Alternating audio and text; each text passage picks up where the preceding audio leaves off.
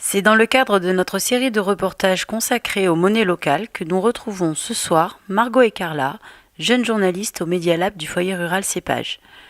Récemment invités à Puget-Théniers par le Conseil de développement du pays Vallée d'Azur-Mercantour, Philippe de Ruder, conférencier et auteur du livre Les monnaies locales, pourquoi, comment, a accepté de répondre à leurs questions et nous explique, dans cette deuxième chronique, où et comment se créent les monnaies locales. Et les monnaies complémentaires, c'est un moyen que se donnent les citoyens là où ils sont pour réinventer cet outil d'échange et pour pouvoir exprimer, faire ce qu'on n'arrive pas à faire autrement. Et on pourrait les utiliser où ? Partout, dans un quartier, dans un village, dans une ville, dans une région.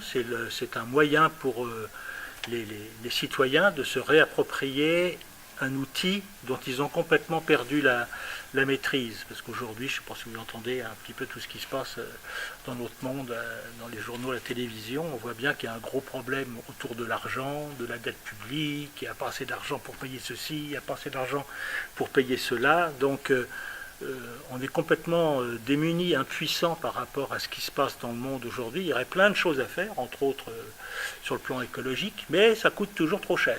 Et alors au nom du ça coûte trop cher, on peut rien faire, on ne peut pas relever les défis qu'on a à relever. Comment ça va se faire ? Et est-ce que ça va se faire dans le Puget-Théniers ? Ah bah ça dépend uniquement de la volonté des gens, de la population. Ça se fait déjà dans une trentaine de villes en France. Il y a pas loin on estime à 13-15 000 expériences dans le monde. Et à chaque fois, c'est toujours à l'initiative de personnes dans un quartier, dans un village, qui décident, qui ont compris l'intérêt que pouvait avoir une monnaie complémentaire et qui décident avec un petit groupe d'amis ou de concitoyens de s'intéresser à la chose, puis de lancer une monnaie. Donc, à Puget-Théniers, ça peut se lancer, il suffit de le vouloir. C'est pas tout facile, hein, mais c'est la volonté, c'est le désir de le faire qui est d'abord et avant tout le déclencheur et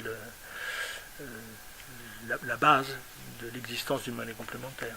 C'est le jour 1 de notre monnaie, une monnaie locale, d'ici et colorée. Mais savez-vous vraiment ce que c'est cette monnaie ? C'est le jour 1 de vos nouveautés. Sera-t-elle imposée ? Et comment l'appeler ?